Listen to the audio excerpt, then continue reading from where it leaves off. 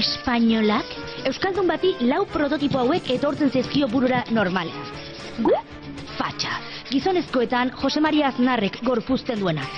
Usatia baina apur bat kulturalki atzeatu norbait bezala.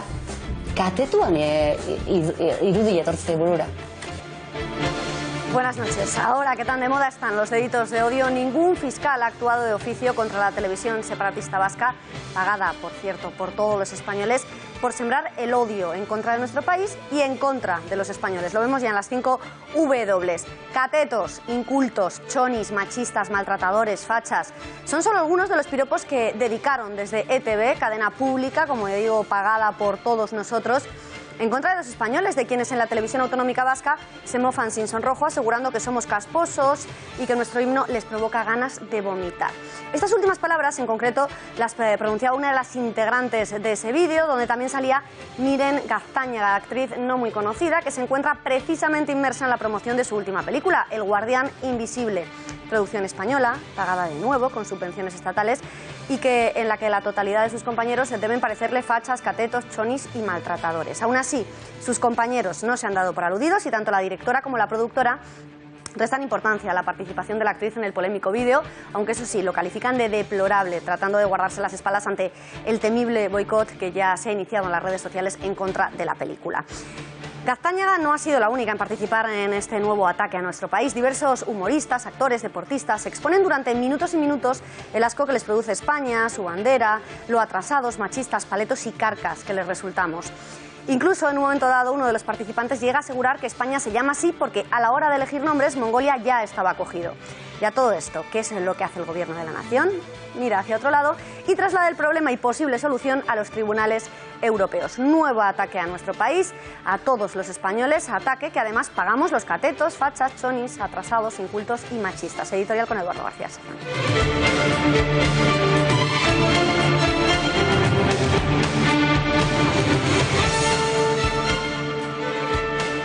Buenas noches, Beatriz. La televisión separatista vasca, dirigida por un etarra condenado en 1979, Eduardo Barinaga, vomita odio contra España llevando a sus platós a lo más granado del albañal pseudointelectual vasco.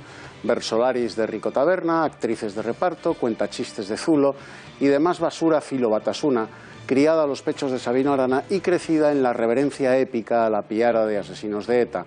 Todos ellos muy graciosos en su monstruosa estética etasuna, sacada del túnel del terror en el que sus amos políticos y sus maestros de Castola han obligado a vivir durante 60 años a los catetos, fachas, analfabetos, chonis, paletos y casposos españoles.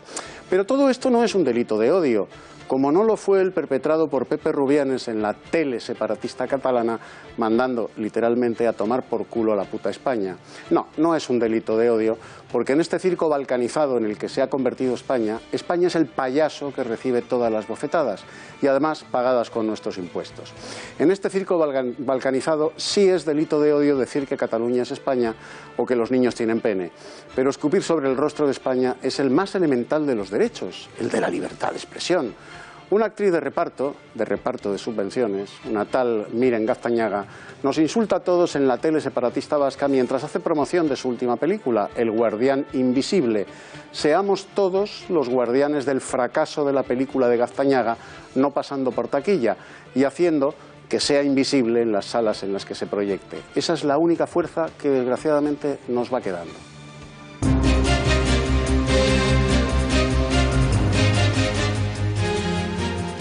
El presidente de la Comunidad de Murcia, Pedro Antonio Sánchez, no dimite porque dice no está formalmente imputado aún en el caso del auditorio del Puerto Lumbreras. Ciudadanos insiste en que si se va ahora, el pacto con el PP en la región seguirá adelante. Cumplo mi palabra y lo que dije es lo que estamos haciendo. Imputación formal. Y si el Partido Popular quiere hoy mismo designar a otro candidato, evidentemente nosotros daríamos apoyo porque se cumpliría con el pacto. Un sondeo demoscópico da ganador a Pedro Sánchez en las primarias del Partido Socialista justo 24 horas después de que Pablo Iglesias amenace con una moción de censura contra Mariano Rajoy en caso de que Sánchez fuese elegido secretario general de los socialistas. ¿Podemos la apoyaría? Si hay un acuerdo de programa, claro que sí. O sea, vosotros estaríais, veis en perspectiva que ese cambio en el PSOE se pueda dar y que pueda haber una unión PSOE, Podemos y otras fuerzas para llevar a cabo esa moción de censura. Es lo que desde el principio nosotros propusimos. La Asociación de la Prensa se hace eco de la denuncia de los periodistas que siguen la información sobre Podemos y acusa al partido de Iglesias de amenazar, amedrentar y coaccionar a estos periodistas, a lo que a la novia de Iglesias, Irene Montero, responde saliéndose por la tangente que a quien de verdad tienen miedo los periodistas es a sus jefes. El 75% de los periodistas en este país sienten miedo o se autocorrigen informaciones no por miedo de los partidos políticos, por miedo de sus jefes. Y Podemos sigue fomentando el odio a los católicos. Un concejal podemita de Galicia celebra un matrimonio civil disfrazado de sacerdote y con una bandera del Barça colgada del cuello, de Cádiz, perdón.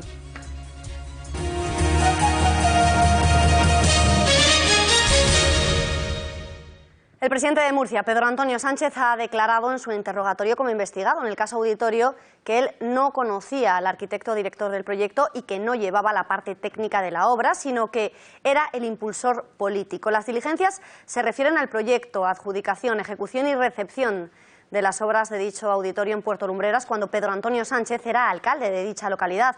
Por todo ello, el aún presidente de la región murciana considera que no debe dimitir, pues dice no está imputado formalmente. Cumplo mi palabra y lo que dije es lo que estamos haciendo. Imputación formal. Y la imputación formal, acudan a la ley que está vigente y es cuando es. Por tanto, nosotros vamos a seguir cumpliendo el acuerdo. Otra cosa es que otros quieran interpretarlo de otra forma. Ellos sabrán por qué y con qué estrategia. Pero yo doy siempre la cara. Esto también está aclarado. La justicia es la que ahora tiene que hablar. Eso decía el aludido. ¿Qué dicen en el Partido Popular? Cierran filas en torno a su compañero al manifestar públicamente que en el partido de momento no se plantean ninguna opción alternativa a Pedro Antonio Sánchez. Pedro Antonio Sánchez se presentó a las elecciones en Murcia, tuvo 250.000 votos casi, se quedó un diputado de la mayoría absoluta y por lo tanto el Partido Popular no se plantea ninguna opción alternativa. Ni el propio Sánchez ni el Partido Popular hablan de dimisión mientras siga en el aire la reunión que mantendrá el aludido con Ciudadanos. Y en la formación naranja, y a pesar de haber retirado su apoyo al PP en esa comunidad, tampoco parecen tener claro cuál va a ser su siguiente paso. Hoy mismo Inés Arrimadas ha evitado aclarar qué va a hacer su partido si el juez decide levantar la imputación de Sánchez, al tiempo que el presidente de la formación, Albert Rivera, aseguraba que si el PP pone a otro candidato, se reeditaría el acuerdo hoy mismo. Cuando llega el tema corrupción, es el tema tabú para el PP, es donde ellos no cumplen, donde el PP reniega de lo que ha firmado, de lo que ha acordado, y eso es así. Entonces vamos a intentar separar lo que son los acuerdos regionales de los acuerdos nacionales, porque el acuerdo nacional está avanzando. Que es nuestra obligación, pues, poner a Murcia en el lugar que se merece y garantizar el buen nombre del Gobierno de Murcia. Y si el Partido Popular quiere hoy mismo designar a otro candidato, evidentemente nosotros daríamos apoyo porque se cumpliría con el pacto, pero parece que no va a ser así, parece que se van a seguir atornillados al sillón y que van a seguir encubriendo a imputados por corrupción política. Seguimos hablando de corrupción y del Partido Popular, porque hoy ha declarado Luis Del, su expresidente de Isolux, imputado en la trama Gürtel, y que responde supuestamente al apodo de Luis el Cabrón. De ello ha hablado ante el juez, asegurando que desconocía su mote y que lamenta que este alias fuera adjudicado a Luis Bárcenas y el trastorno que todo ello le ha podido ocasionar. Respecto a su implicación en el fraude, ha rechazado que documentara préstamos a Álvaro Pérez, más conocido como El Bigotes. No, no lo documento. Yo no lo documenté de ninguna manera. Si tengo que prestarle a un amigo y hacer un contrato, prefiero no prestarle. Yo es una cosa que desconocía. Nunca me había llamado el señor Correa, con el cual debo tener buena relación. Nunca me había llamado así. Ha sido una sorpresa para mí. Siento además que esto haya sido un trastorno para el señor Bárcenas, que nos han adjudicado el nombre a ambos dos. Yo la verdad es que no lo sabía.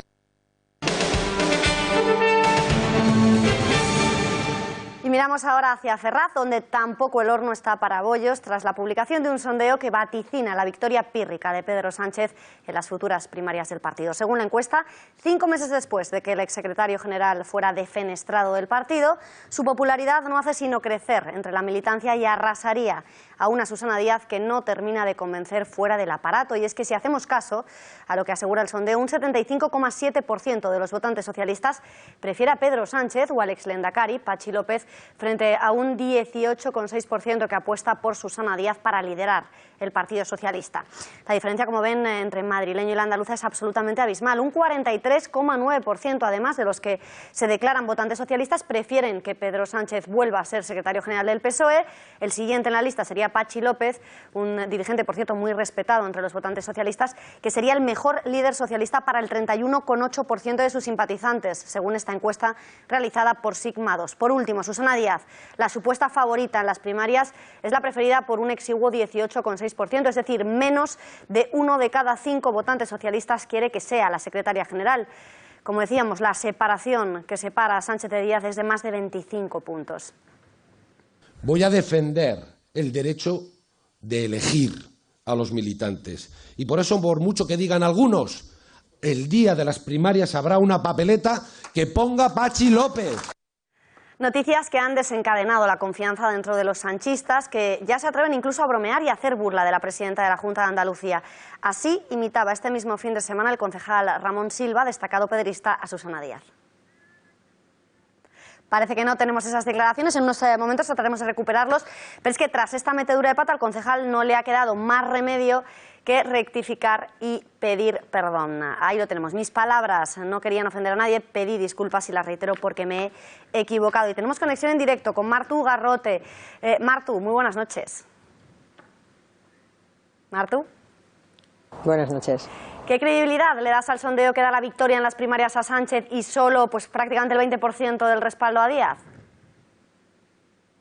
Bueno, me ha venido a la memoria otro sondeo que hizo ese mismo medio de comunicación allá por junio del 2014, cuando las otras primarias, que creo recordar que le daba como ganador a Eduardo Madina con un 36% y dejaba a Pedro Sánchez con un 16%, y ya vimos luego lo que pasó, ¿no? Que ganó Pedro cómodamente. Por tanto, yo vaticino que el único sondeo y la única encuesta que me interesa es la de los militantes poniendo su voto en las urnas, y que lo vamos a ver dentro de muy poco, así que mejor no hacer cábalas y confiar en que los socialistas elegiremos y elegiremos bien. Martu, ¿y qué te ha parecido que Ramón Silva se burlara de Susana Díaz en público? Bueno, me ha parecido que es una cosa que muy propia del clasismo o de los señoritingos de Madrid, y no solo de Madrid, también de otras grandes capitales, que esto le pasa mucho a Podemos, que habla de los de pueblo que votan mal, de los mayores que votan mal, ¿no? Como si solo los universitarios de capital supieran votar bien, ¿no? Y esto que ha hecho el compañero, pues se me ha recordado aquello, y la verdad es que me ha parecido bastante ruin. También te diré una cosa, ha rectificado, ha pedido perdón. Todo el mundo se confunde, pues mira, se ha pedido perdón, bien está lo que bien acaba. Hoy le ha respondido la mitad del socialismo de España en Twitter, hablando de que España tiene muchos acentos y eso es lo que nos hace más ricos y mejores. Martu, ya que hablas de Podemos, me gustaría también preguntarte por las declaraciones de Iglesias en las que asegura que le encantaría hacer una moción de censura junto a Sánchez, a Rajoy. ¿Te gustaría un PSOE en alianza con Podemos? Bueno, eso si lo hubiera pensado antes, nos habríamos ahorrado el 26J y que ahora estuviera gobernando Rajoy, ¿no? Tiene poca credibilidad Iglesias cuando tuvo la oportunidad de votar a un presidente socialista y no lo hizo, ¿no? Estos lo que quieren es enredar en el procedimiento nuestro interno, y ahora es tiempo de que hablen los socialistas, hablaremos todos los militantes, cada uno decidirá lo que es mejor y luego ya se hablará de gobierno y de otras cosas. Y en caso de que gane Sánchez las primarias, ¿crees que se va a extinguir el Partido Socialista? Bueno, yo no creo que el PSOE se extinda, porque el PSOE es mucho más grande que Sánchez, que López, que Díaz y que Garrote, ¿entiendes? Entonces no nos tenemos que preocupar por eso. Es verdad que tiene mal encaje lo que defiende Sánchez con lo que defiende la mayoría del socialismo, porque lo de la plurinacionalidad o esto de este giro a la izquierda que nos saca de nuestro marco de socialdemocracia se ve complicado, ¿no? Pero bueno, yo creo que es más bien postureo de cara a la campaña y para tratar de parecer más rojo que nadie y el que pactó con Ciudadanos, ¿no? 150 medidas que eran bastante de centro tirando a la derecha, ¿no? Ahora de repente es el tío más rojo del Partido Socialista, ¿no? Es postureo preelectoral y después pues las cosas serán más normales. Martu Garrote, un día más, gracias y buenas noches. Buenas noches. Y mientras los históricos socialistas y su gestora viven con preocupación la fuerza que Sánchez está demostrando tener en Podemos, su líder, Pablo Iglesias, ya vende la piel del oso antes de cazarlo. Da por hecha la victoria de Pedro Sánchez, para quien, por cierto, ya pide abiertamente el voto, con el objetivo de llevar a cabo junto a él una moción de censura en contra de Mariano Rajoy. ¿Podemos la apoyaría? Si hay un acuerdo de programa, claro que sí. O sea, vosotros estaríais, veis en perspectiva que ese cambio en el PSOE se pueda dar y que pueda haber una unión PSOE, Podemos y otras fuerzas para llevar a cabo esa moción de censura. Es lo que desde el principio nosotros propusimos. Pues mientras en Podemos se les hace la boca agua ante la perspectiva de echar a Rajoy de la Moncloa, en el PP siguen haciendo buenas migas con los miembros de la formación morada. Tanto es así que hoy hemos sabido que la presidenta de la Comunidad de Madrid, Cristina Cifuentes, viajará junto a la alcaldesa de ahora Madrid, Manuela Carmena, a Londres para buscar inversión para la capital. Los equipos de ambas trabajan ya de manera conjunta de cara a preparar un viaje antes del verano o en septiembre para vender las ventajas competitivas de la comunidad y convencer a inversores que quieran dejar la City tras el Brexit. Pues nada, Eduardo, mientras Iglesias amenaza con tumbar el gobierno de Mariano Rajoy si gana Sánchez, en el PP Cifuentes decide jugar a Pili Mili con Carmena. Son juntitas a Londres. Qué bien, qué ilu. Cifuentes y Carmena son las dos caras de la ideología de género en Madrid, la cara madura y la cara anciana, la cara comunista y la cara pepera, pero en el fondo la misma cara. Se van juntitas a Londres. Cifuentes y Carmena, que son las dos guardianas de los caprichos, antojos, deseos y derechos de la LGTBI, en Madrid se van juntitas de excursión a Londres a ver si allí les dejan claro a las dos que los niños tienen pene y las niñas vulva. Cifuentes y Carmena, que son como la Castafiore y la Chabela Vargas del viejo mester de progresía madrileño, se van juntitas a Londres a seducir empresarios ingleses con los encantos de Madrid para que una vez hayan picado, las dos puedan crujirlos con sus ordenanzas municipales y comunitarias. Cristina Cifuentes, tan simpática, es siempre inoportuna y en esta excursión londinense aún más, porque irse a Londres del bracete de la abuela de Podemos cuando su nieto Pablo Iglesias anuncia que prepara una moción de censura contra Rajoy es como invitar a la mesa al novio de mamá con papá delante. Pero es que Cristina es tan progre, tan progre, tan progre, que ese tipo de protocolos pues le parecen muy fachas. Ya te digo, como dicen los castizos madrileños, que están hasta la parpusa de las dos.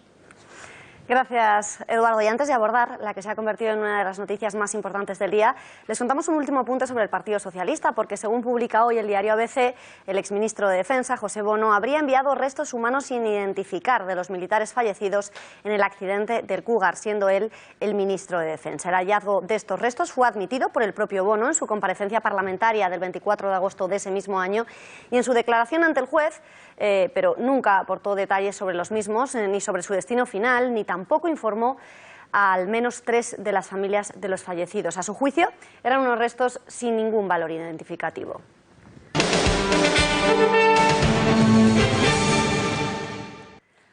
Y ahora sí, ha llegado el momento de hablar de la denuncia presentada por la Asociación de la Prensa en contra de Podemos, partido al que acusa de amedrentar a los periodistas. Así lo hace público en un comunicado que están viendo en sus pantallas, en el que la asociación asegura haber recibido una petición de amparo de un grupo de periodistas que aseguran sentirse acosados y presionados por el equipo directivo de Podemos, encabezado por Iglesias y seguido por sus miembros más cercanos. Asegura además esta asociación que cuentan en su haber con pruebas documentales que demostrarían la campaña de acoso personal a la que están siendo sometidos muchos profesionales de distintos medios y que se produce siempre que estos publican algo que no es del gusto del partido. Además, y siempre, según este comunicado que les estamos contando, el acoso de miembros de Podemos se materializa de manera reiterada desde hace más de un año en ataques a periodistas en sus propias tribunas, en reproches y alusiones personales en entrevistas, foros y actos públicos o directamente en Twitter. También estas presiones se realizarían de forma personal y privada con mensajes y llamadas intimidantes. Un acoso que la asociación explica lo que pretende es minar la credibilidad y el prestigio de estos profesionales sometidos en ocasiones a un bombardeo constante de mensajes que intentan descalificar o ridiculizar su trabajo y recortar su libertad de información. Gravísimas acusaciones que han puesto de acuerdo a gobierno y oposición, que exigen al partido que explique las supuestas presiones e intimidaciones a la prensa. Así, por ejemplo, lo exigen desde el gobierno, preocupación que también manifiesta a Ciudadanos, y más explícitos aún se muestran desde el Partido Socialista. Formación desde la que llegan a preguntarse qué pasaría con la prensa en caso de que finalmente Podemos llegara al poder.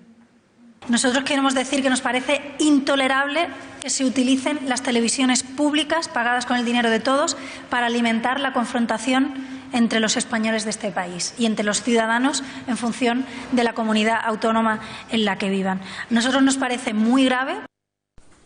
Porque uno piensa, si esto ocurre cuando Podemos no tiene capacidad de gobierno, lo que uno se pregunta es qué haría Podemos con la prensa. Y a todo esto, ¿qué dicen en Podemos? ¿Confirman, desmienten, reconocen? Nada. Echan balones fuera, se hacen los locos, aseguran no saber de qué se habla y afirman tajantes que de los únicos que tienen miedo los periodistas son de sus jefes. La propia Asociación de la Prensa de Madrid lo que ha dicho en su informe de 2016 es que el 75% de los periodistas en este país sienten miedo o se autocorrigen informaciones no por miedo de los partidos políticos, por miedo de sus jefes, de los propietarios de los medios de comunicación o de la gente que gestiona esos medios. No nos sentimos reconocidos en esas acusaciones.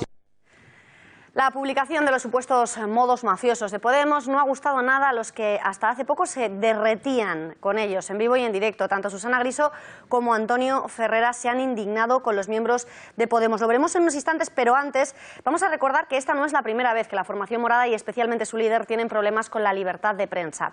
Desde el famoso La azotaría hasta Hacerla sangrar, que le dedicó a Mariló Montero y que dejaremos a un lado por tratarse de una manifestación que hizo de manera privada, hasta pedir ayuda a sus fans para recopilar declaraciones inaceptables de informadores que no son de su cuerda. María Durán, repasemos las más importantes encontronazos que ha tenido de momento Pablo Iglesias con los periodistas. Buenas noches, Beatriz. Vamos a ello. Una de las cosas más llamativas que ha dicho contra la prensa la dijo justamente contra esta casa, contra Intereconomía, de la que era contertulio habitual, hay que recordar, antes de su salto a la política. Esto es lo que pidió hacer con algunos de nuestros periodistas.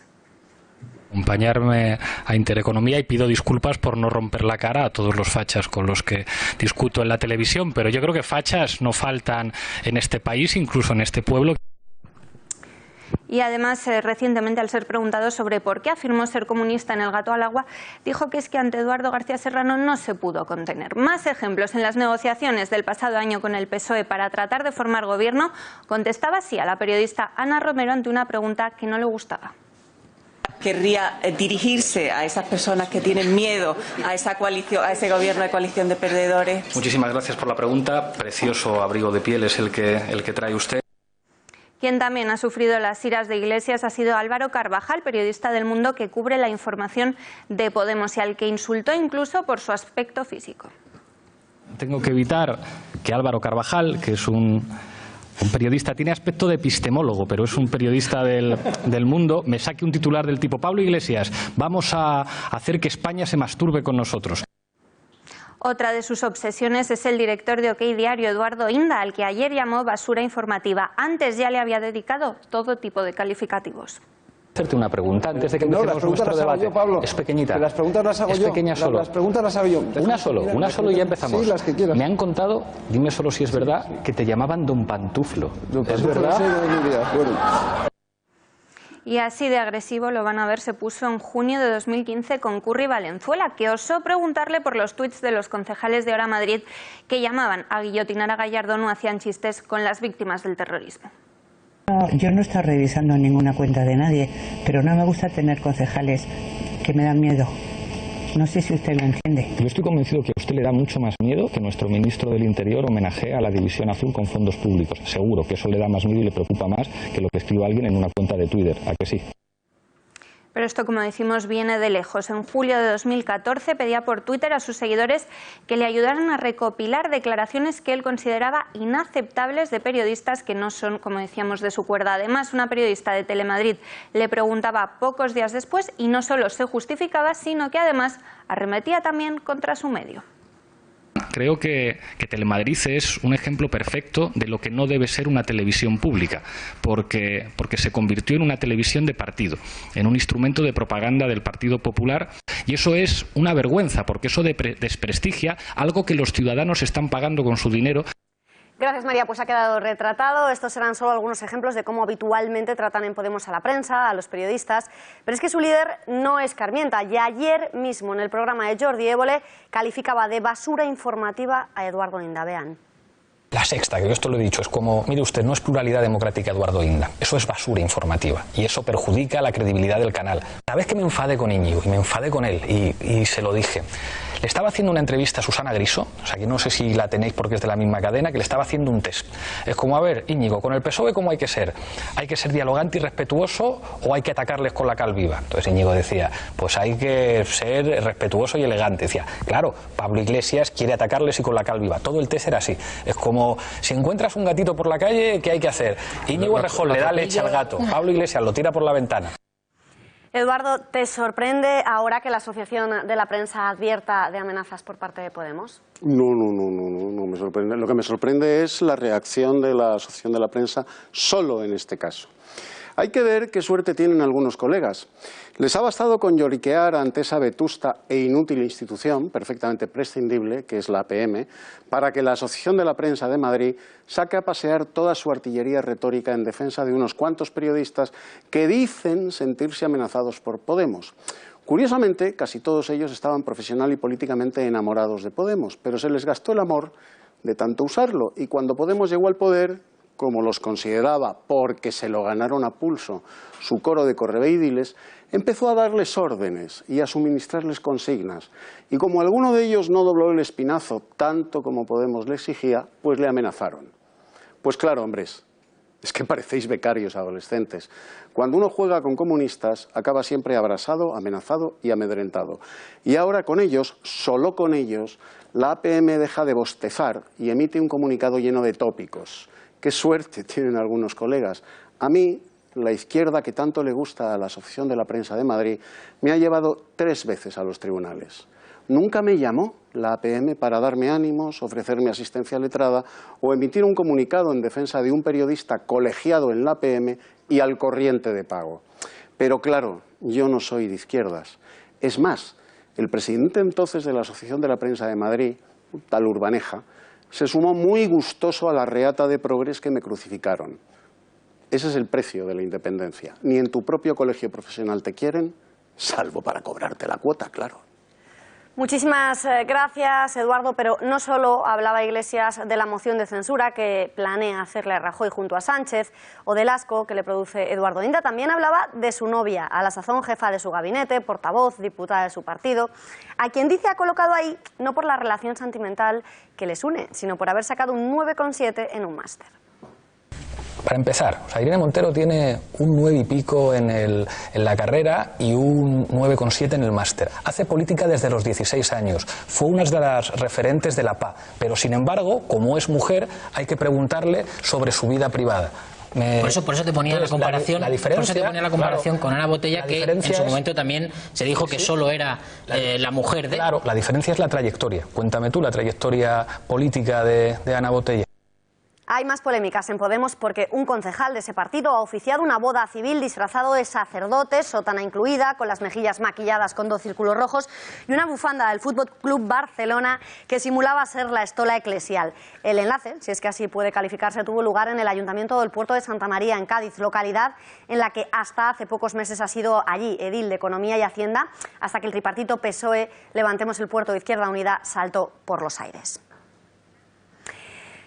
Son las 9 de la noche, momento de repasar, de hacer un repaso, un sumario de todas las noticias que aún nos quedan por contarles, que son muchísimas, las repasamos en titulares.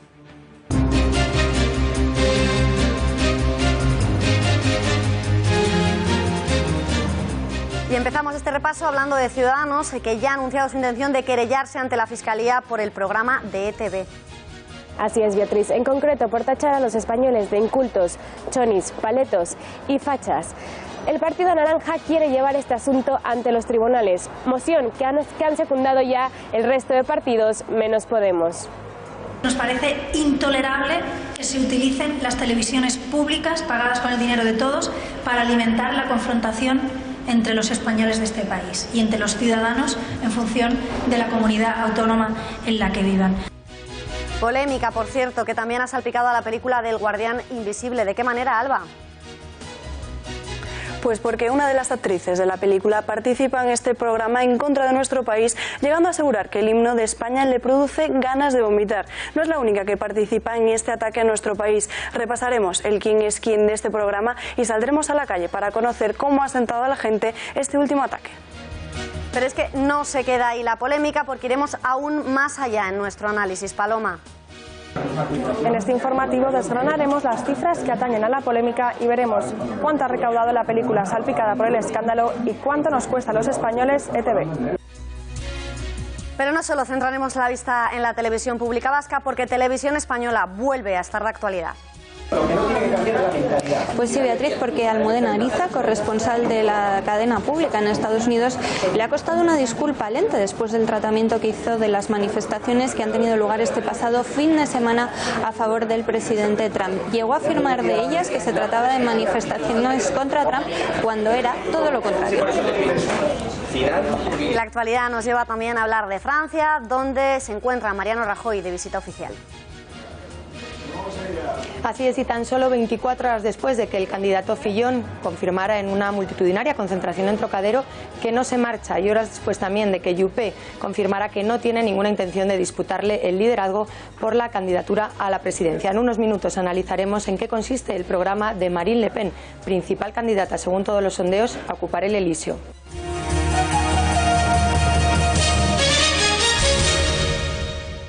Abrimos este bloque con la vista puesta en la educación, porque el último informe PISA demuestra el fracaso total de la inmersión lingüística en Cataluña.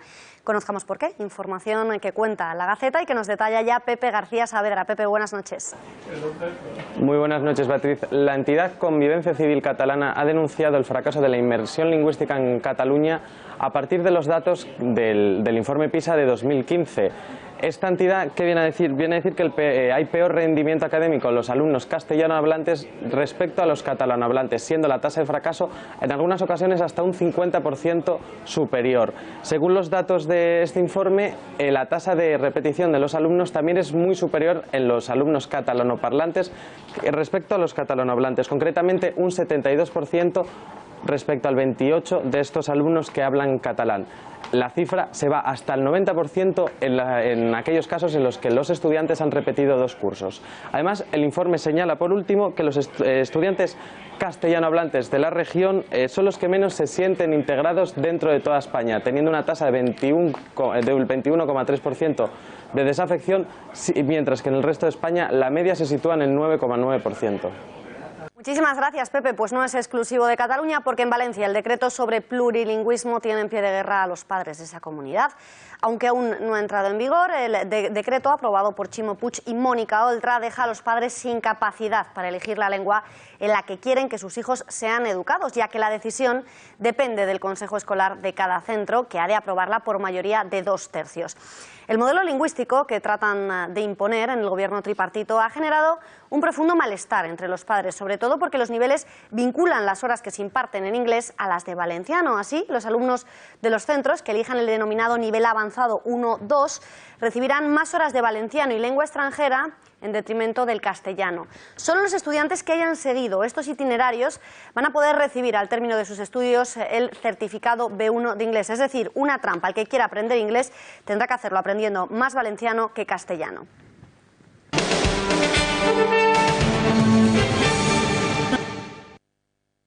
Nos parece intolerable que se utilicen las televisiones públicas pagadas con el dinero de todos para alimentar la confrontación entre los españoles de este país y entre los ciudadanos en función de la comunidad autónoma en la que vivan. A nosotros nos parece muy grave y por eso nuestros compañeros en el País Vasco han pedido a la Fiscalía que investigue.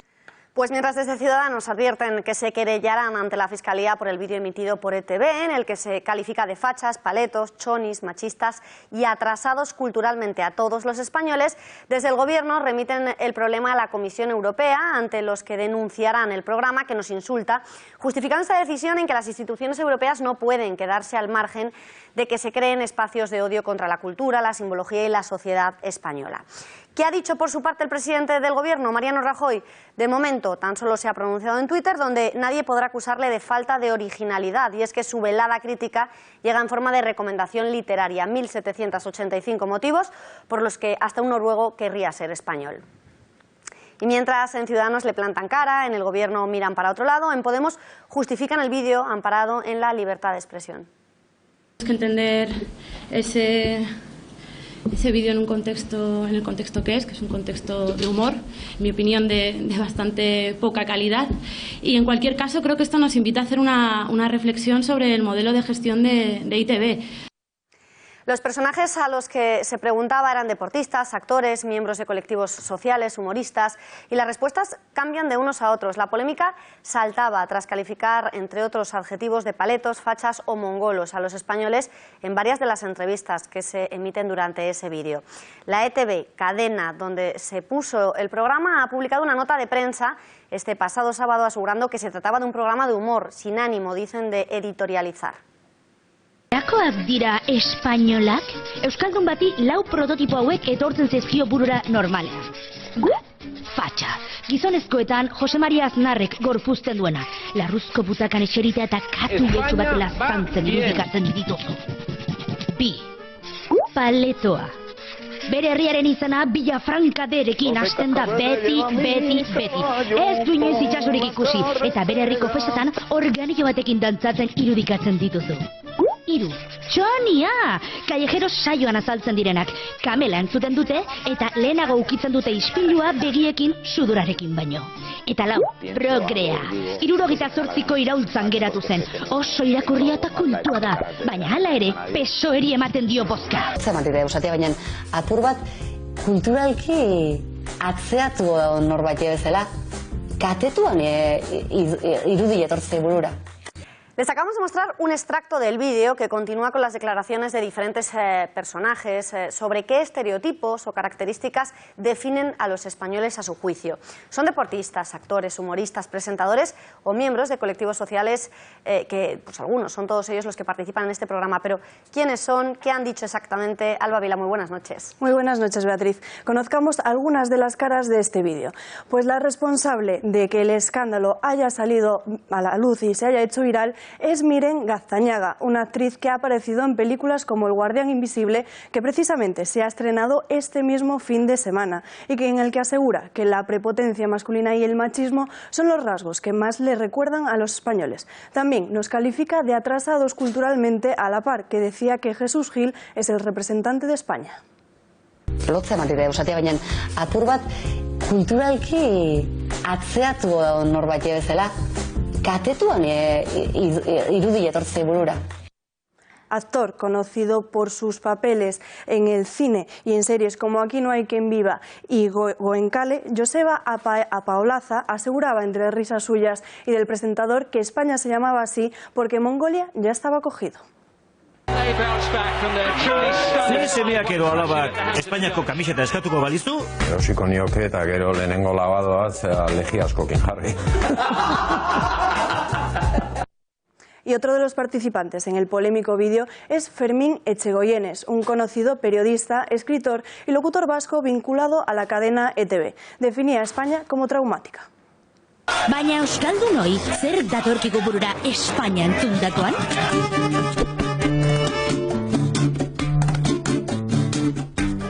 Trauma. Nahi? Traumatikoa da.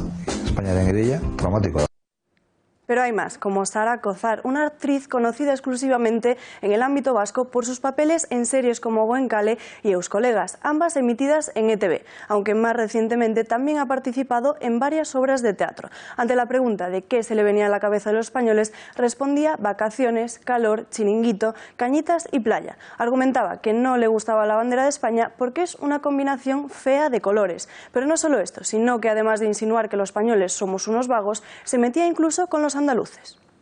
Zenketa eta horren inguruko rollito dana, señorito andaluz eta arrokeria matxirulitoak eta... Y terminamos este repaso con Josebe Iturrioz, fundadora del colectivo Medeak, un grupo que se define como feminista, quien afirmaba que la bandera de España le produce asco y que lo contrario al concepto de este país es placer y libertad. Bandera Espainiarra aipatzen hasita, gustatzen al zaizu?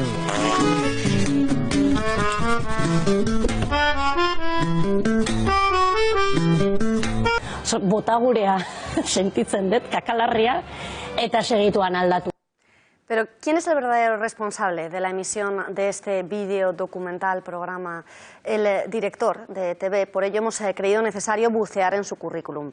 Se trata de Eduardo Barinaga, de profesión productor, 61 años de edad, nacido en Bilbao. Su actividad se ha centrado fundamentalmente en el campo del vídeo y de la televisión. Entre el 82 y el 86 fue responsable del área de audiovisuales del Centro de Apoyo y Recursos de Durango. Posteriormente realizó varios vídeos educativos para el Departamento de Educación del Gobierno vasco. Ya en 1990 tuvo lugar su primer contacto con el medio televisivo a través del programa juvenil Ikus-Ikas, del que también fue guionista, y a partir de ese momento mantuvo una relación casi continua con ETV como guionista, productor, director de algunas series. En la actualidad, como gerente de la productora Baleuco, ha llevado a cabo numerosos proyectos cinematográficos, aunque tal vez su papel más conocido sea el de director de ETV. Lo que poquísima gente sabe es que el director de la cadena pública fue uno de los fundadores del diario Egin, el periódico de ETA, y fue detenido en 1979 como miembro de un comando de información de la banda terrorista. La polémica ha salpicado a la película El Guardián Invisible. Tanto el director como su protagonista, Marta Etura, así como Dolores Redondo, la escritora del libro en el que se basa la cinta, se han desmarcado de las palabras de Miren Gaztañaga, a quien restan importancia dentro de la cinta, y han emitido un comunicado en el que afirman deplorar y rechazar por completo cualquier insulto o falta de respeto a los ciudadanos españoles. Palabras que se producen tras el intento de boicot que ya se ha materializado a través de las redes sociales. Después de que la actriz Miren Gaztañaga concediera unas desafortunadas declaraciones a la televisión pública vasca, donde aseguraba que todos los españoles somos fachas, incultos y chonis, hemos sacado los micrófonos de Intereconomía a la calle para conocer si el enfado también se vive aquí afuera y no solo en las redes sociales, donde hace un par de horas se llamaba al boicot de la película La chica imposible, protagonizada por esta actriz. Vamos a ver. No, sois muy majos todos. Es una tontería, por supuesto. En España hay muchísima gente de todo tipo y no somos todos así. No deberíamos, pero también depende. Hombre, una película no la hace solo una actriz, la hace muchísima más gente, hay mucha más gente detrás. Entonces depende de cada uno. Ellos, independentistas de mierda, ellos. Yo creo que todo el mundo tiene libertad de expresión, pero no estoy de acuerdo con su opinión, la verdad. Igual, no estoy de acuerdo con nada de eso. Cada uno estudia y de todo, pero no importa de dónde sea, ni nada. ¿Cómo van a tener razón? No todos somos, seremos un poco ignorantes de algunas cosas, pero incultos, ¿no? Bueno, hay de todo. Como pienso que no se puede generalizar, bueno, a lo mejor se puede mejorar en el sentido de la cultura.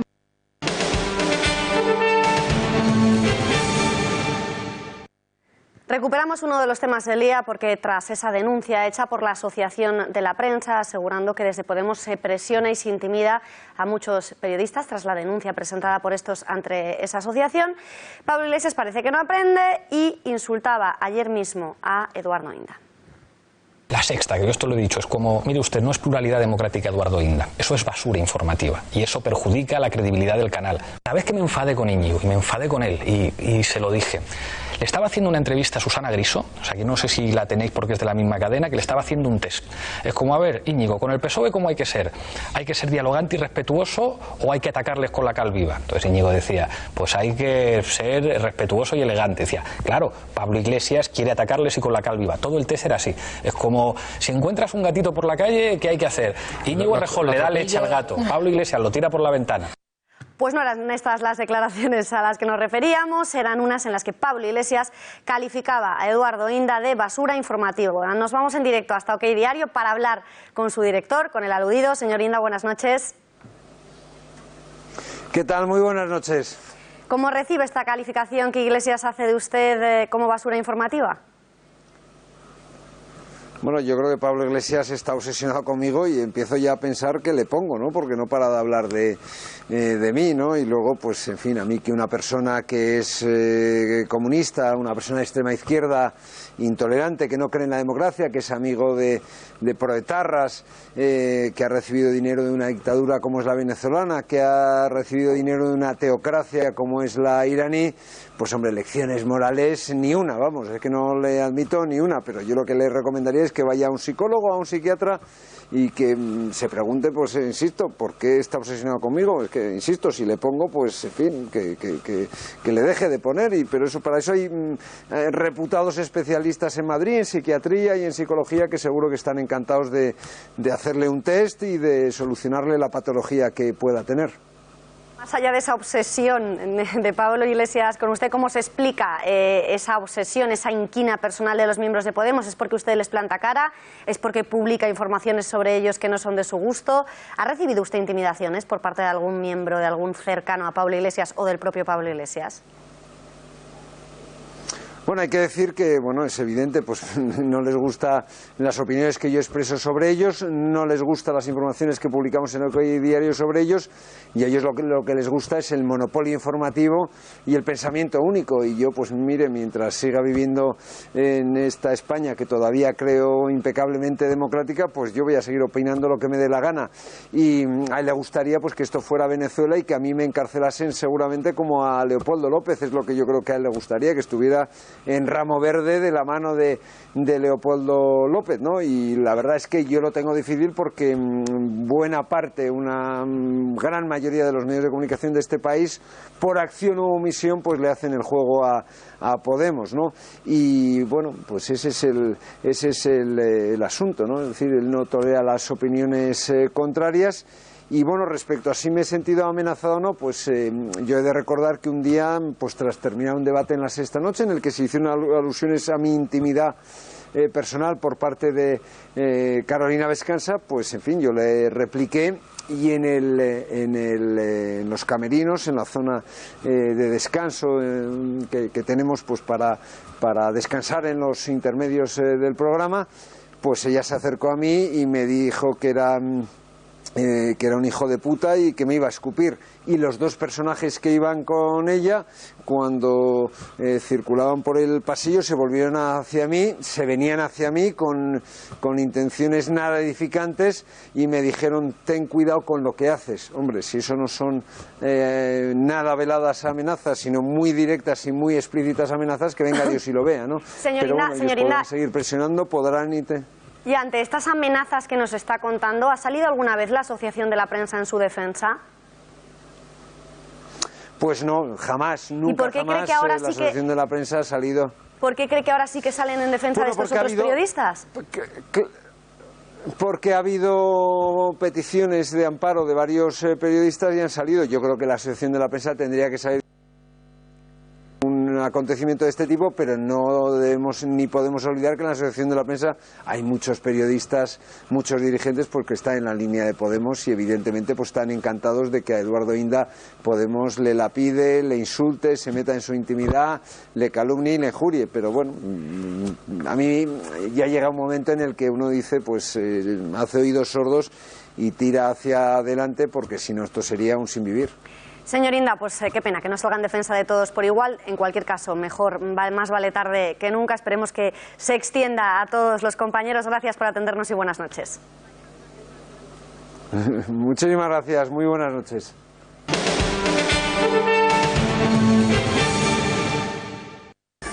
esto ocurre en una jornada en la que estamos volviendo a ver protestas en las calles en muchas ciudades del país en contra de las políticas del presidente Trump, quien cuando menos sigue sorprendiendo desde luego por su modus operandi.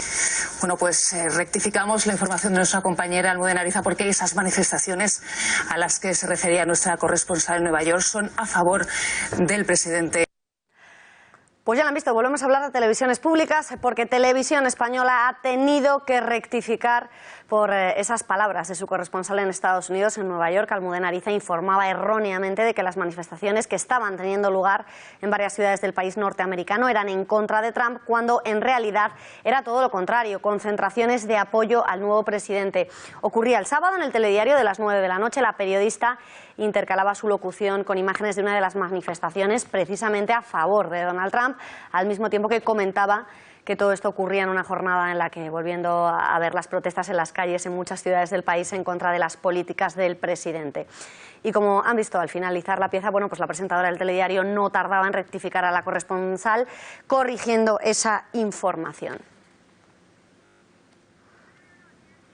Continuamos hablando de Trump, que ha pedido al Congreso que investigue el espionaje que, según él, ha ejercido, al que le habría sometido su predecesor en el cargo, Barack Obama.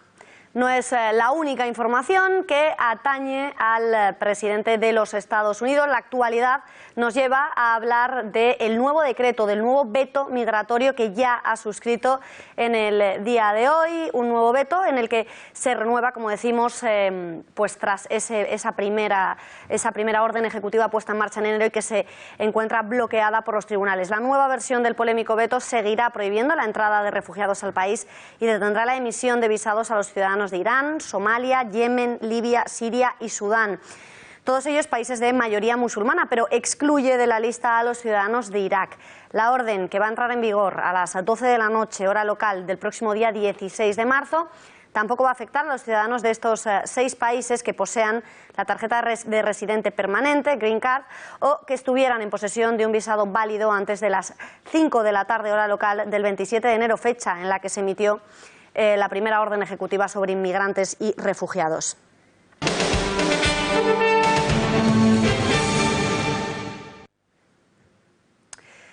Cruzamos el Atlántico de vuelta a Europa y nos vamos a Francia, donde Mariano Rajoy está participando en la cumbre A4 de Versalles. Allí ha sido recibido por el presidente galo, François Hollande. ¿Para qué? Pues para participar en la reunión en la que se va a analizar el futuro de la Unión Europea, precisamente sin el Reino Unido tras el Brexit. Lo harán junto a la canciller alemana Angela Merkel y al primer ministro italiano Paolo Gentiloni, a 3 días del Consejo Europeo de Bruselas y una semana antes de que todos los líderes comunitarios participen el día 25 de marzo en Roma en una cumbre extraordinaria con motivo del 60 aniversario de los tratados que fueron origen de la Unión Europea. Y ocurre también a poco más de un mes de las elecciones legislativas que decidirán el futuro presidente o presidenta del país vecino. No será seguro Juppé quien se ha descartado hoy mismo como candidato de los conservadores. Tras su rechazo, François Fillon ha destacado que su renuncia demuestra que no hay un plan B a su candidatura. Je n'ai pas l'intention de m'engager dans des tractations partisanes ni des marchandages de postes pour un gaulliste. Ce n'est pas l'esprit de l'élection présidentielle. Je ne suis Como el duelo entre dos visiones opuestas de Francia, así ve la presidenta del Frente Nacional, Marine Le Pen, la próxima cita con las urnas en la que el país galo decidirá si apuesta por el mundialismo que representan, dice Le Pen, sus rivales, o el patriotismo que encarna su programa electoral. Un patriotismo que cuenta con un enorme apoyo popular en Francia y que Le Pen promociona por todo el país con su campaña. Rosa Cuervas Mons, editora jefe de La Gaceta, ¿cómo es este programa con el que Marine Le Pen quiere gobernar Francia? Muy buenas noches.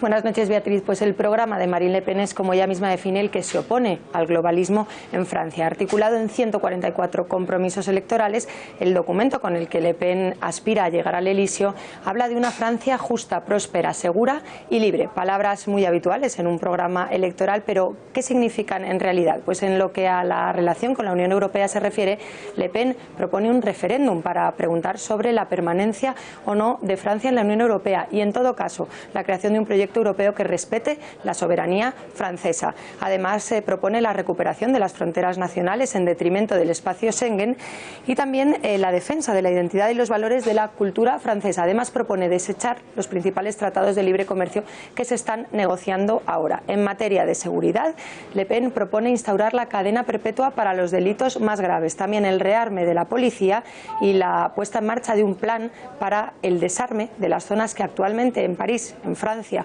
están fuera del control del Estado por el enorme nivel de violencia que hay en ellas. También pretende la expulsión inmediata de los delincuentes extranjeros y, en su particular lucha contra el islamismo radical, el cierre de las mezquitas consideradas extremistas y también de las asociaciones que se puedan considerar de alguna manera relacionadas con el islamismo radical. En lo que a economía se refiere, Le Pen propone la protección de las pequeñas empresas y de los agricultores franceses. Por ejemplo, asegura que no permitirá la entrada de productos extranjeros que no hayan pasado o que no tengan las mismas exigencias de producción que le son impuestas a los productores franceses. Apuesta además por fijar la edad de jubilación en los 60 años con derecho a una pensión íntegra si se han cotizado 40 y promete salvaguardar el empleo público y los sueldos de los funcionarios. Hay otras medidas como por ejemplo la obligatoriedad de que la bandera francesa ondee en todos los edificios públicos,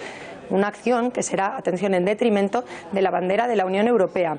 Propone también mantener la prohibición actual de los vientres de alquiler y garantizar la libertad de educación de los padres a la hora de elegir la educación que quieren para sus hijos. Eso sí, siempre dentro de los límites y los valores propios de la República Francesa. Estas son las ideas que por ahora granjean a Marine Le Pen un amplio apoyo popular, tanto que en función de lo que dicen las encuestas colocan a la líder del Frente Nacional como primera en la primera vuelta, valga la redundancia. Habrá que ver ahora si en la segunda vuelta Le Pen es capaz de superar la posible y previsible unión de todos sus rivales contra ella. Muchísimas gracias, Rosa. Nos marchamos ya, se nos ha acabado el tiempo, pero antes les dejamos con la opinión de José Antonio Fuster, porque el Parlamento británico ha debatido hoy si prohíbe a las empresas a obligar a las mujeres a llevar tacones. Analizando la noticia, he llegado a una conclusión. A esta mujer la contrataron para ser recepcionista en un hotel. Es decir, un hotel que vive de la apariencia de sus empleados, que siente como reclamo que sus empleados den la mejor estética para que la gente se sienta más a gusto y piense que ese hotel es de más categoría. Sin embargo, ella se sintió discriminada, pero esa es la palabra clave. ¿Discriminada con quién? ¿Con quién? ¿Con las mujeres guapas? ¿Con las que las tienen las piernas más grandes, más esbeltas? ¿Con las que no necesitan tacones?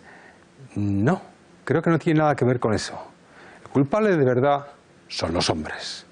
El heteropatriarcado también ataca en Inglaterra.